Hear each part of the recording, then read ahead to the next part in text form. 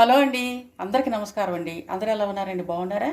నేనండి ఈరోజు మా రాధాకృష్ణ యూట్యూబ్ ఛానల్లో ఏం కూర చేసి మీ అందరికీ చూపిద్దాం అనుకుంటున్నానంటే బీరకాయ అండి, బీరకాయ పచ్చెనపప్పు.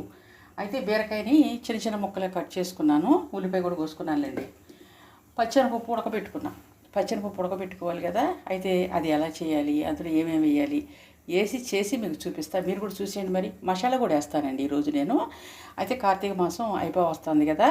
అయితే ఇంకా అందరూ కూడా అంటే తినేవాళ్ళు తింటారు, తిన్నోళ్ళేమో ఈ కూరలు తింటారు కదండి. మామూలుగా నీసు కూరలు తినేవాళ్ళు అవి తింటారు, మామూలు కాయగూరలు తినేవాళ్ళు మళ్ళాంటి వాళ్ళు ఇది తింటాం కదా.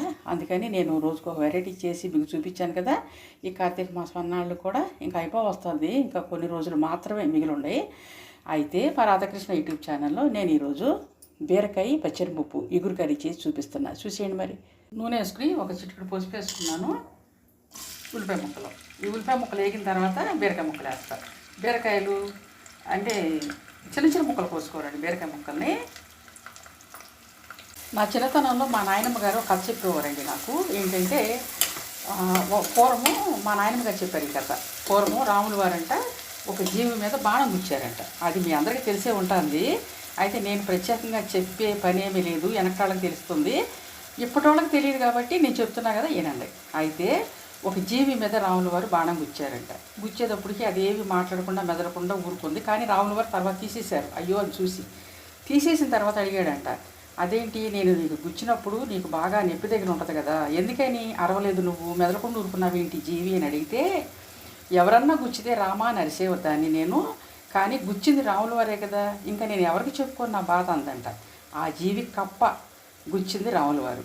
అయితే బాణం గుచ్చినప్పుడు దానికి బాధ అనిపించింది, కానీ గుచ్చింది రాముల వారు కదా, మెదలకుండా ఊరుకుంది. అలాగే ఇతర దేశాలోళ్ళు, ఇతర రాష్ట్రాలోళ్ళు, ఇతర ఊర్లోళ్ళు, ఇతర ప్రాంతాలోళ్ళు సబ్స్క్రైబ్ చేయకపోతే, లేదంటే లైక్లు చేయకపోతే, లేదంటే యూజ్ చూడకపోతే, నేను చేసే ఈ కర్రీస్ చూడకపోతే నేను ఫీల్ అవుతా.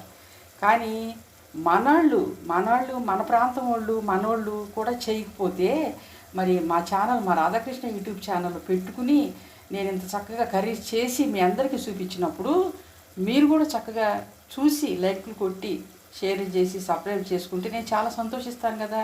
మరి నేను కూడా కప్పటైపోయాయి కదా, మీరు రాముల వారు కదా. అందుకని మీరు ఏం చేస్తారంటే మా రాధాకృష్ణ యూట్యూబ్ ఛానల్లో మీరు చేసినా చేయకపోయినా నేను ఇలా చెప్పడం తప్ప నేనేం మిమ్మల్ని ఏం అనలేను. అందుకని మా ఛానల్ చూసిన ప్రతి ఒక్కళ్ళు కూడా మీకు ఈ కథ నచ్చినట్లయితే లైక్ చేయండి, షేర్ చేయండి, సబ్స్క్రైబ్ చేసుకోండి. నేను రోజుకు ఒక వెరైటీ కర్రీ ఈ కార్తీక మాసం అన్నాళ్ళు కూడా చక్కగా మామూలు కాయగూరలే చేసి చూపించాను కదా. అట్లాగే మనోళ్ళు మనకి హెల్ప్ చేసుకోకపోతే ఎవరు చేస్తారు చెప్పండి. మరి నా ఫ్రెండ్సే నాకు హెల్ప్ చేయాలి కదా. అందుకని మా రాధాకృష్ణ యూట్యూబ్ ఛానల్లో నేను చేసే కర్రీ చూసి మీరు అందరూ కూడా చక్కగా లైక్ చేయండి, షేర్ చేయండి, సబ్స్క్రైబ్ చేసుకోండి. మరి నేను చెప్పిన రాముల వారి కప్ప కథ మీకు నచ్చిందా? అయితే ఒక లైక్ కామెంట్ పెట్టండి, చిన్న లైక్ కొట్టండి. ఈ కథ మా నాయనమ్మ గారు చెప్పేవాళ్ళు మేము చిన్నపిల్లలప్పుడు. ఇప్పుడు మా ఫ్రెండ్స్కి చెప్పాను అనమాట. అయితే ఎవరన్నా గుచ్చితే రామా అనేదాన్ని, రాముల వారే గుచ్చాడు, ఇంకా నేను ఎవరికి చెప్పుకోను రామా అందంట. అట్లాగే ఎవరన్నా చూడకపోతే నేను చెప్తాను, నా ఫ్రెండ్స్ చూడండి, వాళ్ళు నా ఛానల్ చూస్తలేదు అని. మరి నా ఫ్రెండ్సే చూడుకోకుండా, లైక్ కొట్టుకోకుండా, కామెంట్లు పెట్టకుండా ఉంటే నేనెవరు చెప్పుకోను చెప్పండి ప్లీజ్ అండి. ఇదిగో చూసారా, ఉల్లిపాయ ముక్కలు నేర్చుకొని ఇప్పుడు నేను బీరకాయలు చిన్న చిన్న ముక్కలు కట్ చేసుకుని బీరకాయలని ఇందులో వేసుకుంటున్నా. ఇందులో వేసి ఏం చేస్తానంటే కొద్దిగా ఉప్పు జరుపుతా.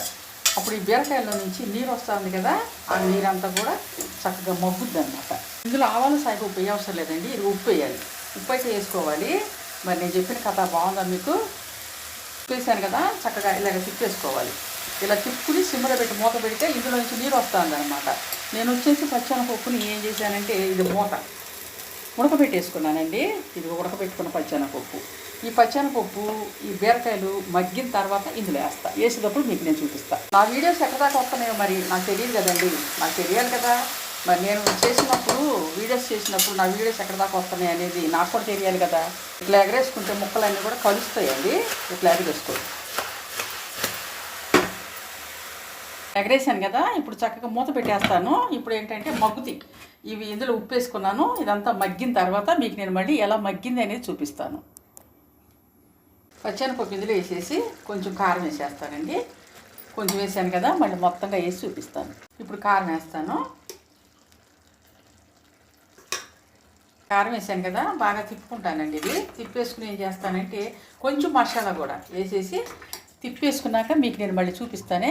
ఇందులోనండి వాటర్ పోయకూడదు, ఎందుకంటే కొన్ని బీరకాయలో నీళ్ళు వస్తాయి కానీ కొన్ని బీరకాయలో నీళ్ళు రావు. అప్పుడు రాని బీరకాయ అనుకోండి నీళ్ళు పోసుకోండి, వచ్చిన బీరకాయలు పోయి మాకండి, బాగోదు పెద్దగా. నీళ్ళు వస్తామంటే కృష్ణానదిలో నుంచి వచ్చి ఇందులో పడవు, ఇందులో నీళ్లు ఊరతాయి. బీరకాయ కూరలో ఉప్పేస్తే నీళ్లు ఊరతాయి. మసాలా పౌడర్ వేస్తున్నానండి.